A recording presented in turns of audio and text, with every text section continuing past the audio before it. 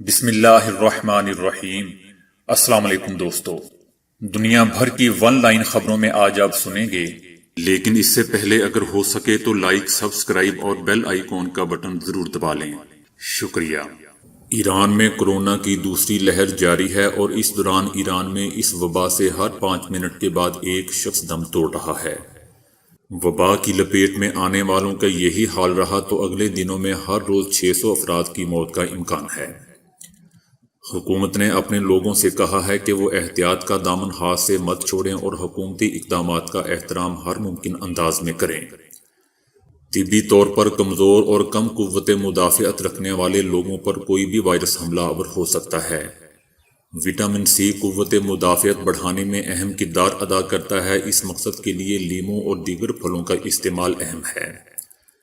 Corona نے دوستو ایران کو انتہائی سنگینی کے ساتھ اپنی لپیٹ میں لے رکھا ہے۔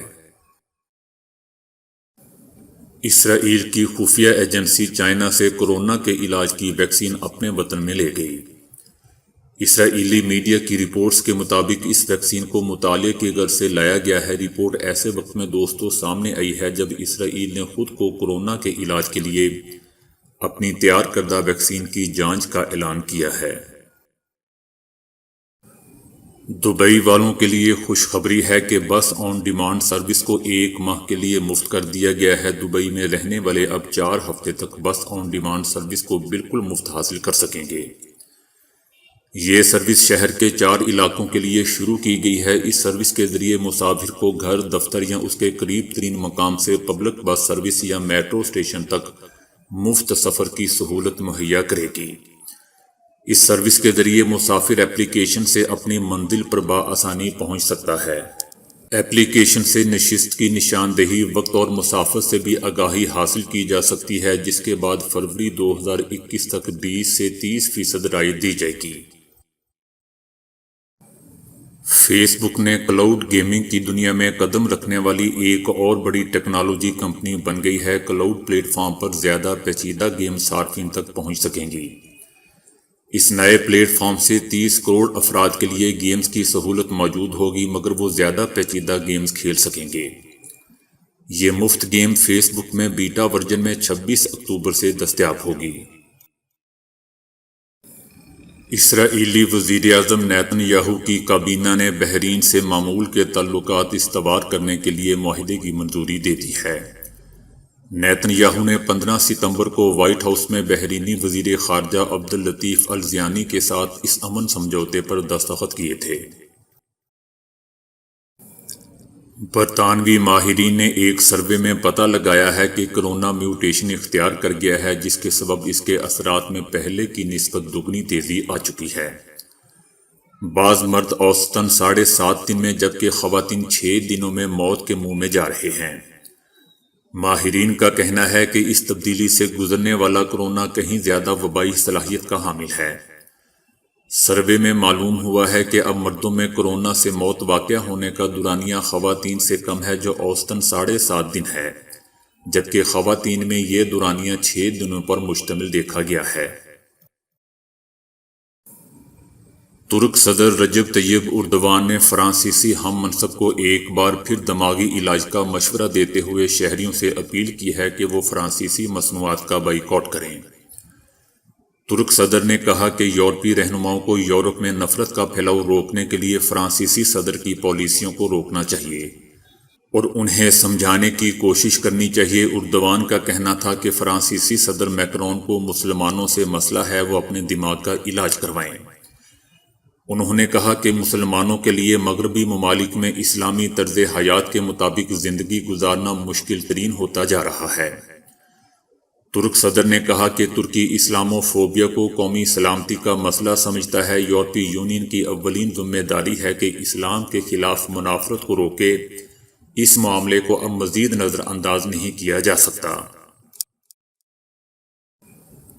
ناسا کے سائنسدانوں نے دعویٰ کیا ہے کہ چاند کی سطح پر پانی دیکھا گیا ہے۔ اپنے پیغام میں انہوں نے بتایا کہ ہم نے صوفیہ ٹیلی اسکوپ کی مدد سے چاند پر موجود پانی دریافت کر لیا ہے۔ ناسا نے کہا کہ ہم ابھی تک یہ نہیں جانتے کہ اسے فوری طور پر استعمال کر سکتے ہیں یا نہیں۔ سائنسدانوں کا کہنا تھا کہ چاند کی سطح کے نیچے مینٹل کہلانے والے حصے میں 3 ایسے کیمیائی مادوں کی شناخت ہوئی ہے جو واضح طور پر بتا رہے ہیں کہ وہاں پانی جمی ہوئی حالت میں یعنی برف کی صورت میں موجود ہے۔ ناسا کا مزید کہنا تھا کہ چاند کے مینٹل میں پانی کا ارتکاز قریب اسی طرح ہے جس طرح زمین پر ہے۔ دوستو، یہ بات بھی یاد رکھنی چاہیے کہ زمین کی سطح جسے قشتر کہتے ہیں اس کے نیچے پانی کی مجموعی مقدار اتنی ہی ہے جتنی تمام سمندروں کے پانی کی۔ سعودی عرب میں نجی اسکول مالکان نے فیصلہ کیا ہے کہ اسکولوں کی نرسری کلاسز بند کرنے کے ساتھ ساتھ ان کی ٹیچرز کی ملازمت بھی ختم کر دی جائے گی۔ حکومت نے کہا ہے کہ کرونا وبا کے باعث نرسری اسکولوں کے مالکان کو بھاری نقصان ہوا ہے، اس لیے انہوں نے ناقابل برداشت خسارے کے بعد نرسری کلاسز بند کرنے کا فیصلہ کیا ہے۔ نقصانات سے تنگ آ کر نرسری اسکولوں کے مالکان نے اپنے اسکول فروخت کرنا شروع کر دیے ہیں۔ مالکان کا کہنا ہے کہ اب وہ مزید خسارے کے متحمل نہیں ہو سکتے۔ بیشتر طلباء کے سرکاری اسکولوں میں داخلہ لے لینے کے باعث نرسری اسکول، ٹریننگ سینٹر اور دیگر اسکول خسارے میں چلے گئے ہیں۔ مجبوراً اسکول فروخت کرنا پڑ رہے ہیں، جبکہ نرسری اسکولوں کی ٹیچرز کو 1 سال کی چھٹی پر بھیج دیا گیا ہے۔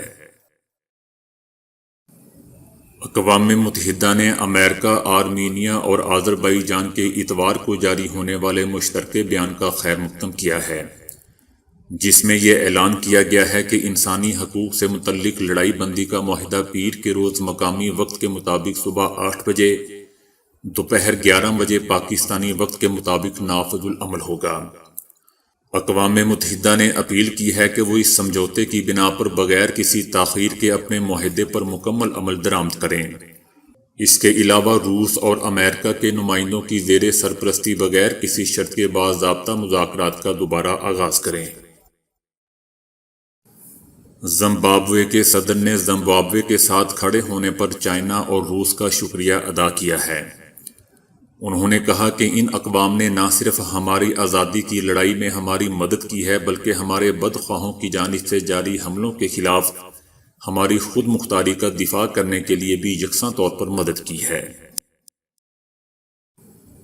چائنا میں ہائیڈروجن ایندھن کے سیل سے چلنے والی 15 بسوں کا بیڑا سفری خدمات کے لیے پیش کر دیا گیا ہے، جو اپنی نوعیت کا پہلا منصوبہ ہے۔ ہائیڈروجن ایندھن سے چلنے اور صفر کاربن اخراج کی حامل کمرشل بسیں چائنا کے گاڑیاں بنانے والے سرکردہ ادارے FAW کے ٹرک بنانے والے ذیلی ادارے جفانگ نے تیار کی ہیں۔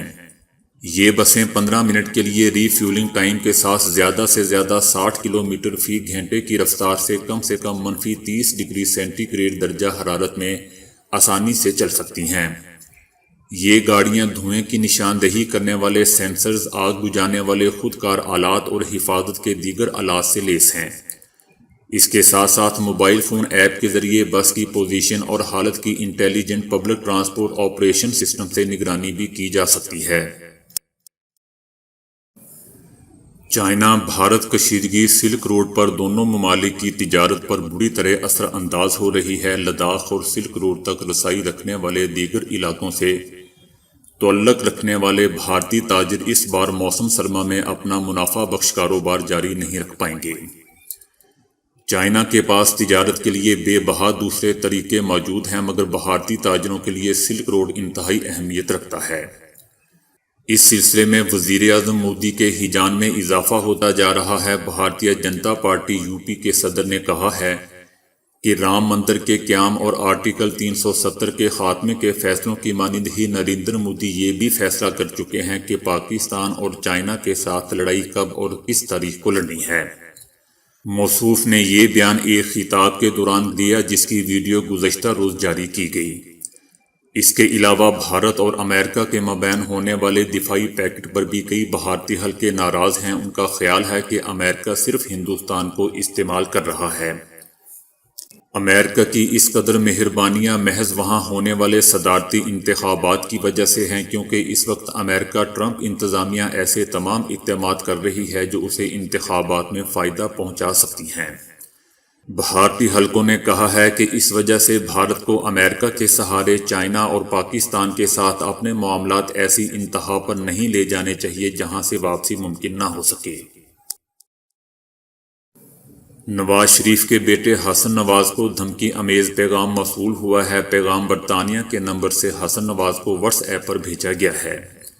لندن پولیس نے حسن نواز سے ملاقات کر کے اس کی تفصیلات معلوم کی ہیں۔ پشاور کے علاقے دیر کالونی میں واقع مدرسے کے اندر اس وقت دھماکہ ہوا جب بچوں کی بڑی تعداد دینی تعلیم حاصل کر رہی تھی۔ اس کی شدت اس قدر زیادہ تھی کہ اس کی آواز دور دور تک سنی گئی۔ زخمیوں کو لیڈی ریڈنگ ہاسپٹل اور خیبر ٹیچنگ ہاسپٹل منتقل کیا گیا ہے، جہاں طبی عملے نے 10 افراد کے جاں بحق ہونے کی تصدیق کر دی ہے، جبکہ 110 زخمیوں کو طبی امداد مہیا کی جا رہی ہے۔ پاکستانی تاجروں نے فرانس کے صدر اور حکومت کی جانب سے حضور صلی اللہ علیہ وآلہ وسلم کی شان میں گستاخانہ خاکوں کی حمایت پر فرانس کی مصنوعات کے بائیکاٹ کا اعلان کر دیا ہے۔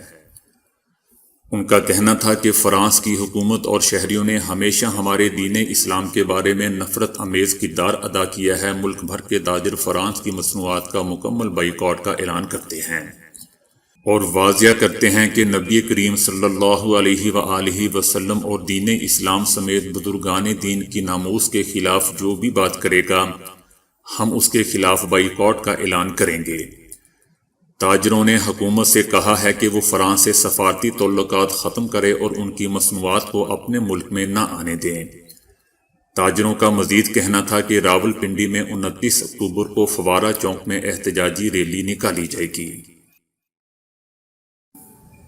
چائنا نے تائیوان کو ہتھیار فروخت کرنے والی امریکی کمپنیوں پر پابندیاں عائد کرنے کا اعلان کر دیا ہے۔ چائنا کا کہنا ہے کہ چائنا کو اپنے قومی مفاد کے تحفظ کے لیے پابندیاں عائد کرنے سے بڑھ کر بھی اقدامات کرنے پڑے تو کرے گا۔